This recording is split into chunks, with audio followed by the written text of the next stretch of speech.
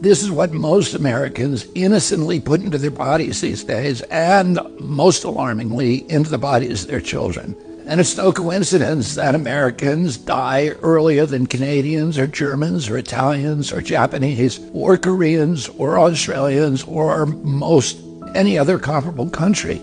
And it wasn't always that way. Until the early 1990s, our life expectancy was the same or better than other developed countries. Then, suddenly, more and more Americans began suffering from chronic diseases, from obesity, cancer, diabetes, kidney disease, Alzheimer's, heart disease, and all kinds of autoimmune diseases. Our maternal mortality rate soared to the highest of any developed country on Earth. Same with infant mortality. Like the frog in the slowly boiling water, we didn't really notice as we got sicker and sicker. We've grown now to accept chronic disease conditions as normal. But now, in 2024, we're finally waking up to this cataclysm, and we're asking ourselves, how in the world did this happen? Well, a big part of it is our diet. Restaurants that serve contaminated food are fined or shut down. But when it's the government that approves the poisons in our food, a few people get very, very rich, and the toxins end up in every supermarket aisle. Let me show you what I mean. Doritos, Cheez-Its, Cap'n Crunch, gummy bears. Everyone knows that these are junk foods, so maybe you wouldn't be too surprised to see that the ingredients include a lot of poisons, including a harmful yellow dye called tartrazine, or yellow dye number 5. What you may not know is that this dye was originally made out of the sludge that's left over when you turn coal into coke for blast furnaces. It's called coal tar, and I've actually sued many big industries for legacy contamination of coal tar all around the country because it's so toxic and it's so harmful to the environment and human beings. A century ago, it was just an obnoxious industrial byproduct that everybody was trying to figure out ways to get rid of. One of the ways that they did that was by paving roads. But then a British chemist figured out that the coal tar could be used to derive fabric dye. And if fabric dye, why not food?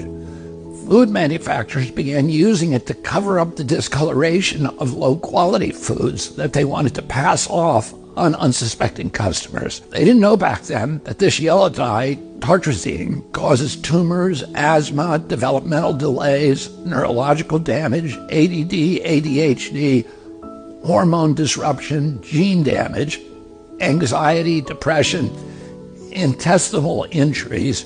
Well, we know it now. We've known this for decades. That's why tartrazine is heavily restricted in other countries. In some countries, foods with tartrazine have a warning label that it may cause ADHD in children. Today, it's made from petroleum, not coal tar. Either way, it's crazy to add this to your kids' favorite foods.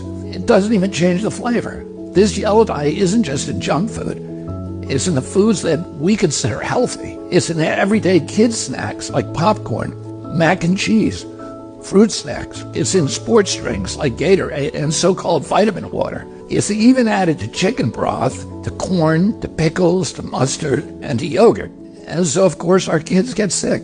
And we lovingly feed them chewable vitamins which have, surprise, tartrazine. And so the cycle continues until the coughs and asthma kick in, at which point you go to pick up some cough syrup. And yeah, you guessed it, tartrazine. I've been picking on tartrazine today, but that's just one of at least 100 chemical poisons that our health agencies allow into our children's food. I can make a video just like this to talk about Red 40, BHA, BHD, potassium bromate, chemical after chemical, and on and on and on. If just one of them can cause all of these problems, imagine what they're doing in combination. That has never been studied. If we took all of these chemicals out, our nation would get healthier immediately. We'd have fewer sick days. We'd have better focus.